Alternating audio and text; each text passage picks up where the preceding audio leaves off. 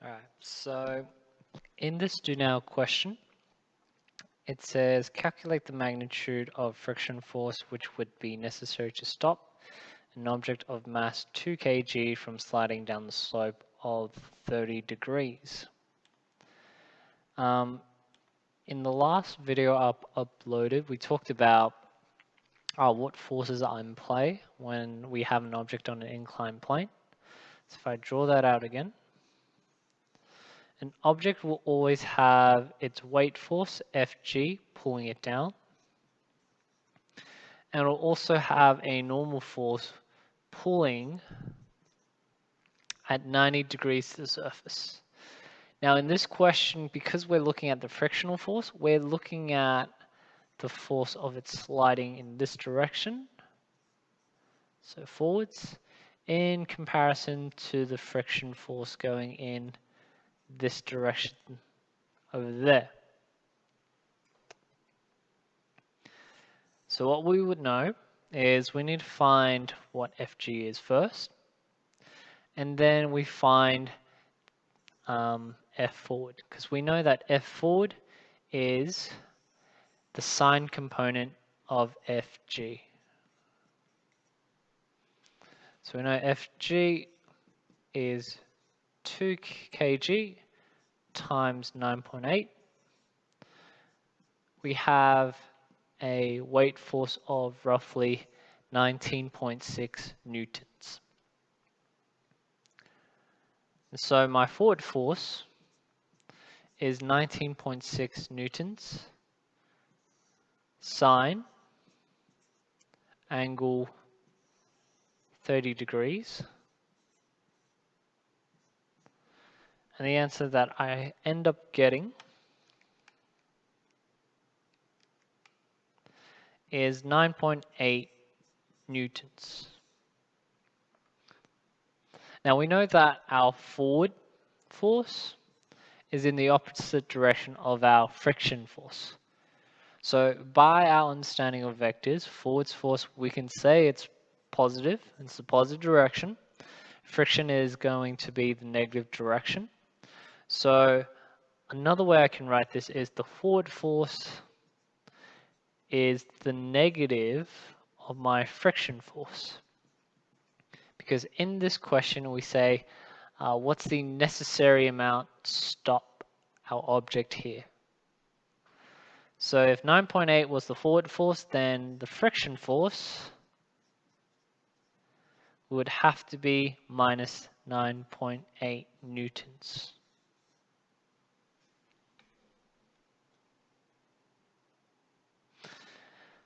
And that's just a little explanation there with the following slide.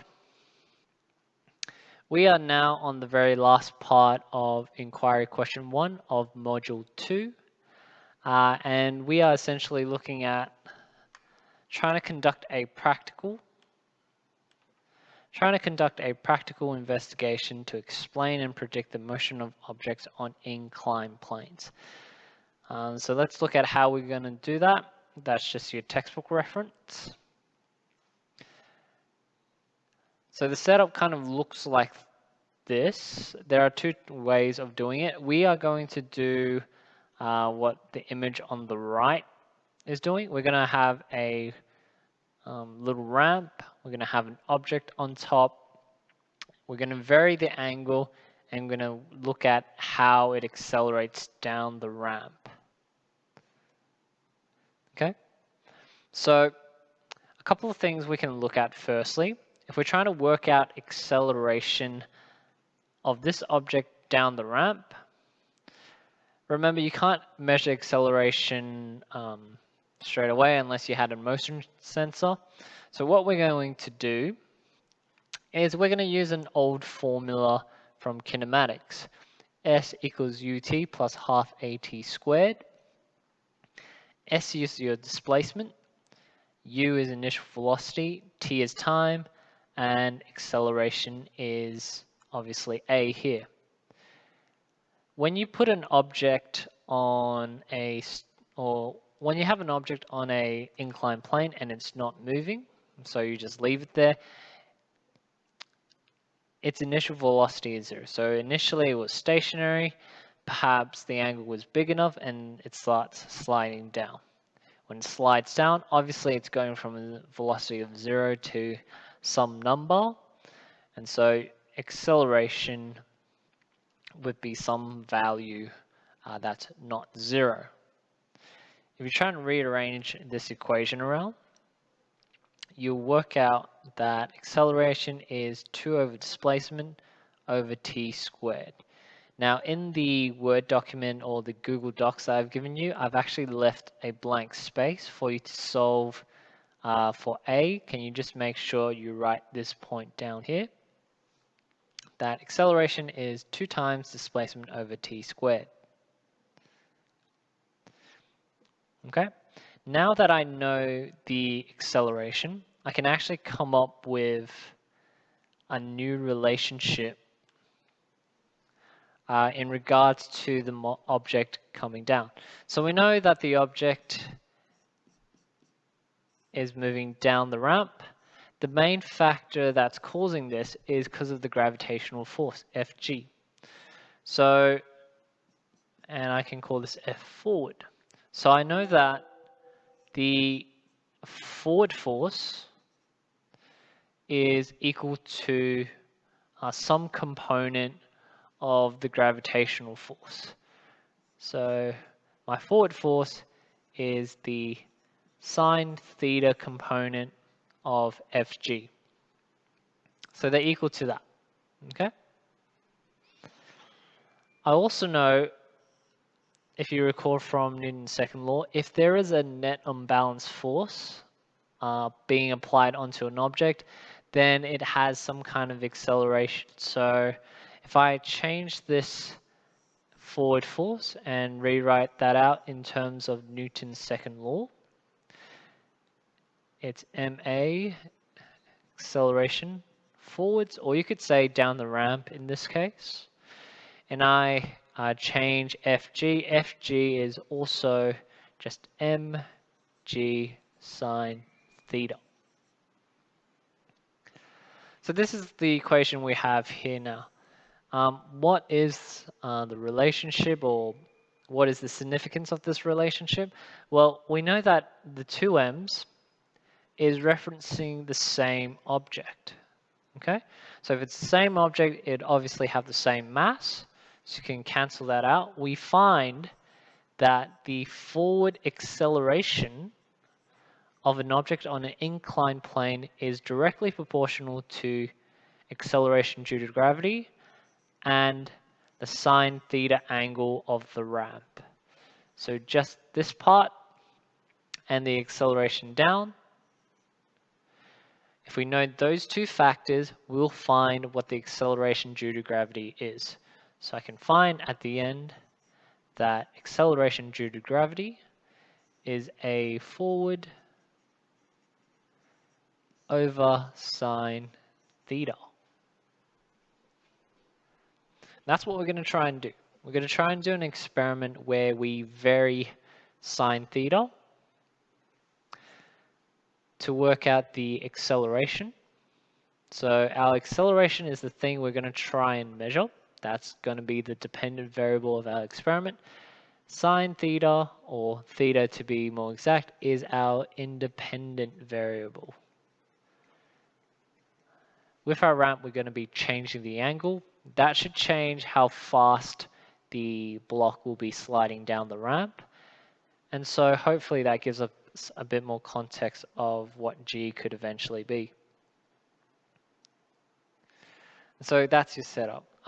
When you do any kind of experiment, you really should put down a risk assessment. So risk assessment could be, if we're using a trolley, what could be a potential risk of using that trolley? You could say it might roll over. If it's a heavy trolley, if it rolls over and hits someone's foot, that can cause damage to the foot, maybe slight bruising.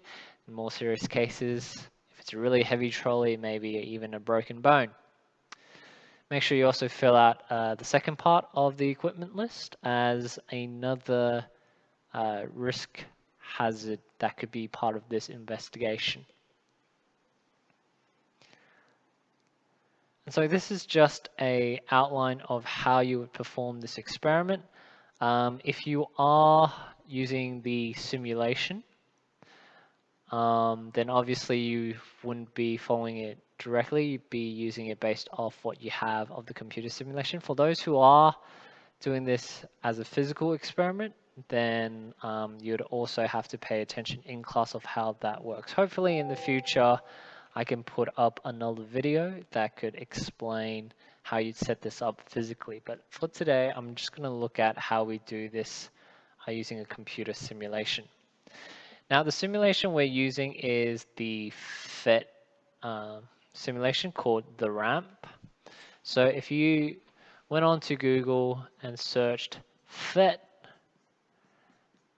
the ramp, you'll be able to find it there. Now, it should be compatible. Just a warning to everyone, this app requires Java. They have updated quite a lot of their newer simulations to not use Java, but for this one, you will need Java for it to work. And some of the issues that some people do come across with it not working is you might not have an updated Java system in your laptop or computer, or sometimes what I've seen other people experience is the security of their computer doesn't allow for the Java to run. So please make sure you fix that before you download it. It will say warning, app might contain a virus, might be harmful, but trust me, it is created by a reputable university. So very unlikely that would be the case. What I'm going to go through is just how we can collect data using this ramp, and we'll go from there, and I'll be a guide of how to use this simulation. All right, so we've got our simulation downloaded here. If you look at the Word document that I've set up for you, there are certain quantities that you need to fill out. So if I show that using the slide, you'll need to find the height of the track, the angle to the horizontal, the value for sine theta, average time, displacement, acceleration. So I'll go through. When we talk about displacement, we mean by the length of the ramp. The good thing about this simulation is it actually tells you where the trolley is relative, or the file cabinet is relative to the end of the ramp, and that is plus 15 meters. So that is our 0 point here. This is the 15-meter mark. You can obviously adjust the angle however you like, and that would also change the height. Obviously, if you change the height, you're changing the angle as well. You can do this experiment with or without friction. If you do it without friction, then obviously the desired outcome would be more accurate, more closer to what the real value of G is. If you choose to do add friction, which is probably more so to give it a bit more realism, because as we know, if you do a physical experiment, friction will always be there no matter how you try to make the surface really smooth. So it wouldn't really matter which one you go with, but let's just say we'll go with no friction. For those who wants to have a look, you might even want to do friction as well. And as you can see, it slides past. So idea is very simple. You need to record firstly where you position the cabinet. Your displacement should be the controlled variable, so you should never change the distance in which you let go of the file cabinet. So I have it at 15 meters. In all the trial runs you do, you should also have 15 meters. Okay, so let's just say 15 meters, 15 meters. Just copy and paste, like so. The next bit you need to work out is obviously the angle. Best way to do it is you do want the cabinet to actually move. So I'd suggest muck around with it for a little bit, just work out which angle you need to change it to for it to actually move. If I just press play to see if it does move backwards or move down, as you can see it does.